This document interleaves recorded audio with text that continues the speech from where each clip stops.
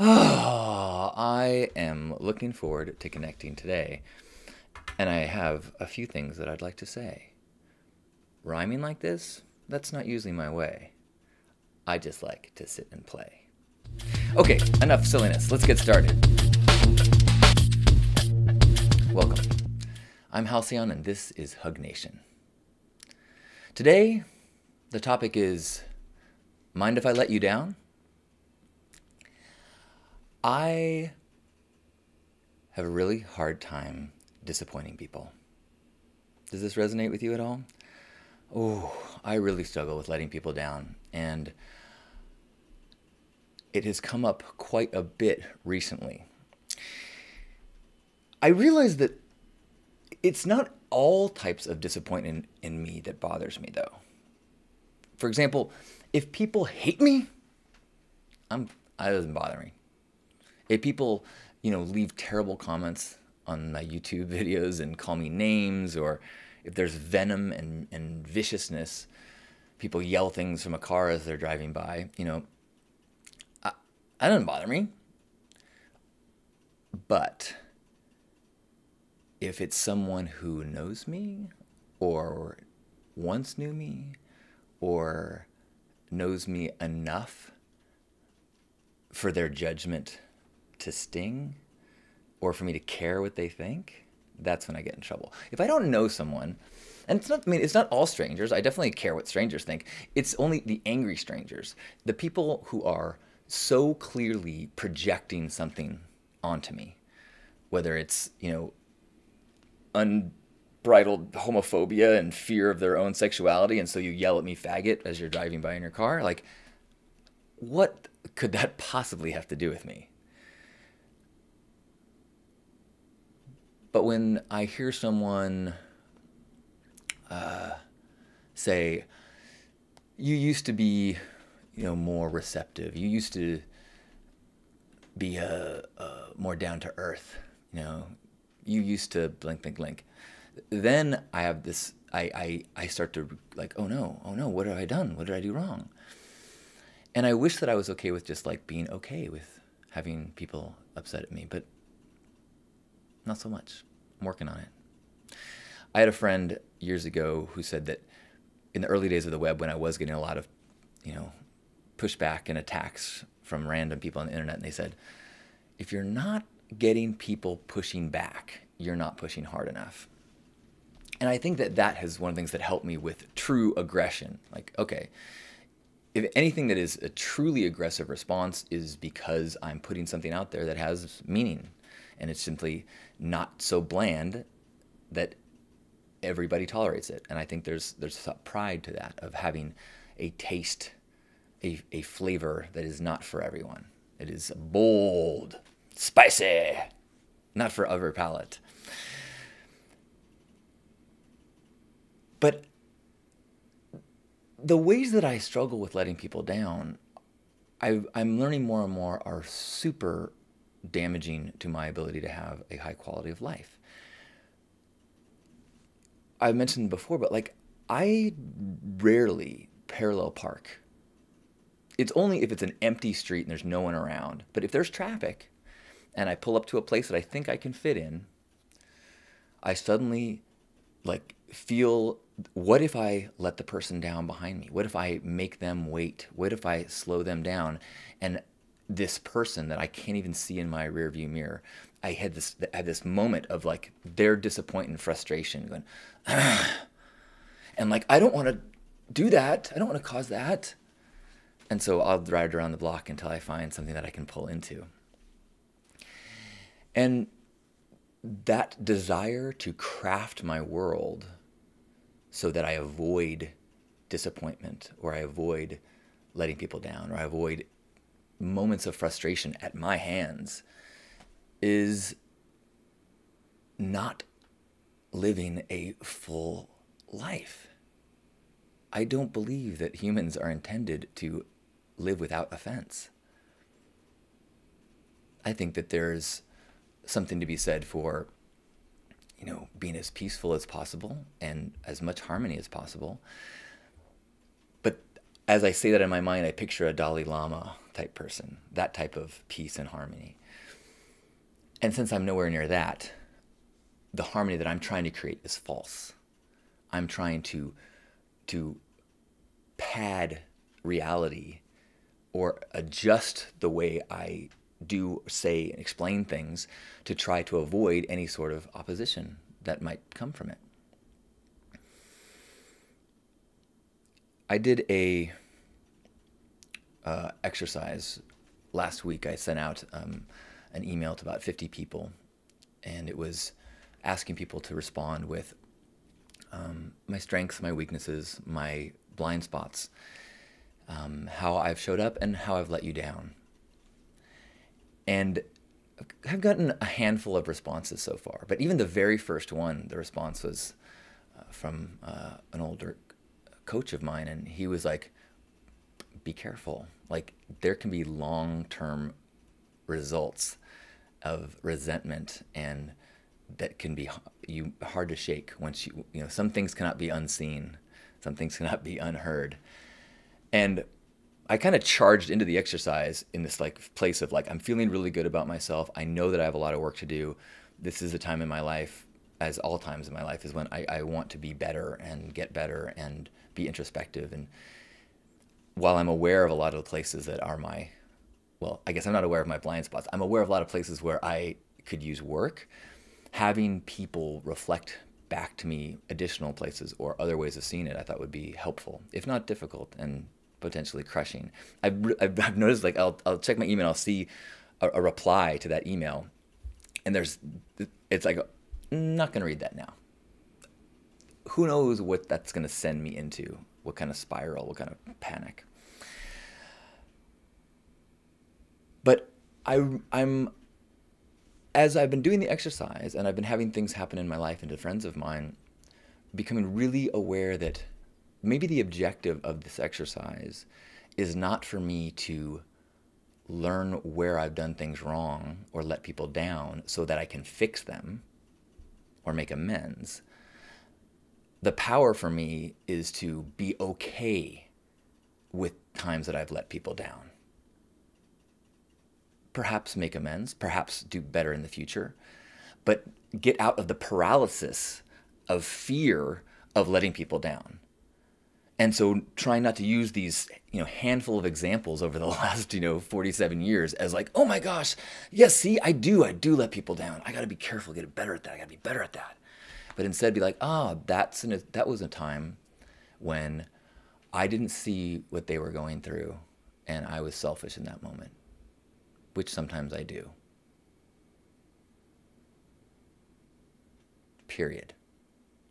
I've been really impacted powerfully by listening to Ram Dass lately, and how Ram Dass is this beautiful example of a man who is aspiring to be his highest spiritual self and also recognizes that he is a human being having a human experience. He started a lecture that I was listening to, and he said, the Tao Te Ching says that those who know the Tao do not speak. Those that speak of the Tao do not know. So I'm in a little bit of a dilemma here as I'm up here on stage. And I just thought that was so great. Like, right. And I guess that is the dilemma that at some level we all have to charge into as humans. Like, oh, we don't know what the hell we're doing. We're flawed. We make mistakes. And yet we got to charge on and do our best. Whether that is being there for somebody, whether that is treating ourselves right, whether that is forgiving ourselves or others, or having dedication, honoring our gifts, and knowing that in every way, for others and ourselves, we're going to let ourselves down. We're going to let people down. And can I live with that guilt, live with that unfulfilled possibility, and move on from it, and not use that as the reason to do less, not use that as the reason to hold back, not use that as the reason to live smaller for fear of letting more people down.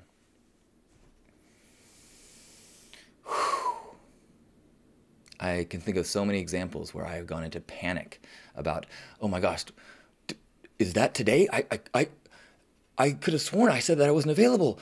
I didn't mean, I don't want to let him, I want to honor my, and I go, oh, I did, okay. That was not my mistake, you know, like, or when someone's like, I'm going to meet you there at 5. I'm like, 5? I wrote down 4. Oh no, oh, nope. I'm sorry, I've done 4. Is that okay? And even if I was wrong, like, why panic so much? Why am I so afraid of having somebody go, big deal? I should say, you're welcome.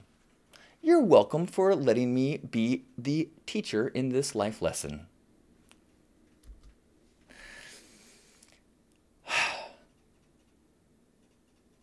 So I sent out this letter to a bunch of people in my life. I tried to reach out to people that I have not talked to in a while, and a few people that I believe do not like me. Because I did not want to have an inbox full of people saying, you're awesome. I mean, I love having an inbox full of people saying you're awesome. But for this exercise, I want it to be you're awesome, but ... And I think it's less about trying to find the places where I can get better and more about trying to forgive myself for not being perfect and trying to love this flawed and perfect human experience that I'm having and all of its stumblings and regrets, and trying to flesh out my ability to be at peace with that. You know, one of the hugest things that's happened to me in recent years was Nick's passing 3 months ago now, 2 months ago. And the way that I felt like I let him down. And honestly, it's been this whole process, I think, was started by that. By going to that super dark place of like, I could not have let him down more. I could not have failed him more. I made some choices about how to spend my time, and right or wrong, I let him down.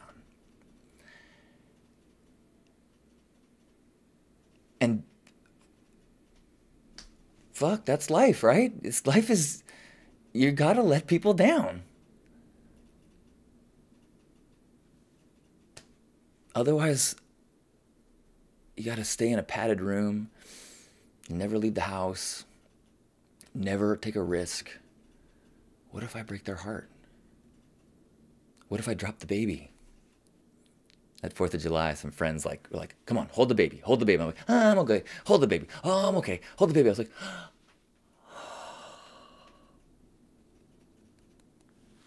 I did not drop the baby. But wouldn't that have been a powerful lesson for all of us as well? And really, like, as on a grand level, I understand that you have to embrace failure to grow. I think in some ways I'm almost much more accepting of my own failure than of letting others down. So thank you for everyone who has given me the opportunity to let them down. Thank you for everyone who has shared times when I've let you down. Thank you for forgiving me and recognizing that we are all fucked up and perfect, all in the process of doing our best, lifting each other up, dropping each other, letting each other down, and celebrating one another as we are, as we grow, as we become who we're meant to be. So thank you. Hope I didn't let you down with this one. Thanks for being a part of my world and my life in this path. Thank you for being you. I love you. You know, Related to this letting people down idea is something that I am learning continually through my romantic poly relationships that I've been exploring and growing in. I was at a event maybe a year ago, and just dabbling and learning some stuff, and I ran into a gentleman who is like a long time tantric and poly lecturer and coach and seminar leader, and he kind of chuckled at some of my novice questions and said, "You need to get comfortable telling people what they don't want to hear." And it just like, boom, hit me. I was like, whoa, that is so huge. My fear of letting people down, my fear of saying something that hurts someone's feelings, I've always thought as being a great quality of mine. I'm very tactful. I can present information and craft it in a way that I'm not being dishonest. I kind of ease people into an understanding of what's going on. Not so much as lying, but maybe kind of sugarcoat something, minimize the impact of one character in a story, and I noticed, in that example with the poly, like I had one of my partners asked about another partner, how was your time with them? And I didn't want the one to feel bad or jealous because I had so much fun with the other. And so I said, it's okay. Like, if someone goes, oh man, I missed Burning Man, how was it? I go, oh, it's good, it's okay. Like, I don't want to be like, it was so awesome, you missed it. And I thought I was doing the right thing, and have learned that if someone says, I don't want to know, fine. If someone says, I would like to know, then the loving thing to do is tell the truth, even if it's something they don't want to hear. Because that is honoring the person. That is saying, I love you deeper than the reaction that you're going to have in this moment. I love the way you think and are and be, and I know that even when you hear things that you don't like, you can process them. If you have something that you need clarification with, you will ask me. And loving through the disappointment or the letting down is the recipe for trust and a deeper connection, and mandatory for it to work. And I feel like I've been getting better at this. It's still so difficult, and sometimes I have to use text and emails to write something that I feel awkward or shaky about saying out loud. But I feel like a huge part of the lessons I'm learning lately are about that honoring of truth in relationship, which is different than honoring a person over anything else. It's not saying I want to make you happy, I never want to let you down, I want to make sure that you get whatever you want, I'm there for whatever I give you, I want you're no, it's saying I'm honoring me, and I'm honoring you, and I'm honoring her, and I'm honoring them, and in the process of honoring all of these people, my truth may have elements in it that is not exactly what you want to hear.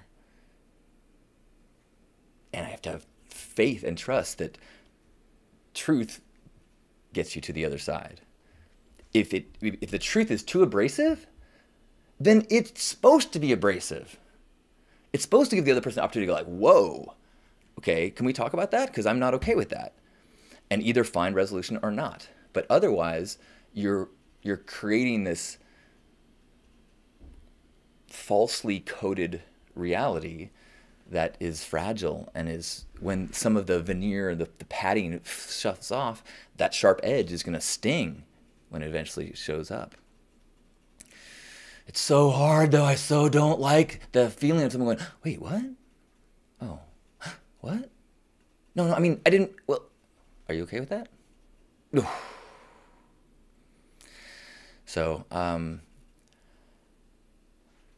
learning to let people down, or being okay with letting people down, or simply having faith that on a long enough timeline, truth and a desire to do the right thing will get you where you're supposed to go. Perhaps not where you thought you wanted to go, but absolutely where you're supposed to go.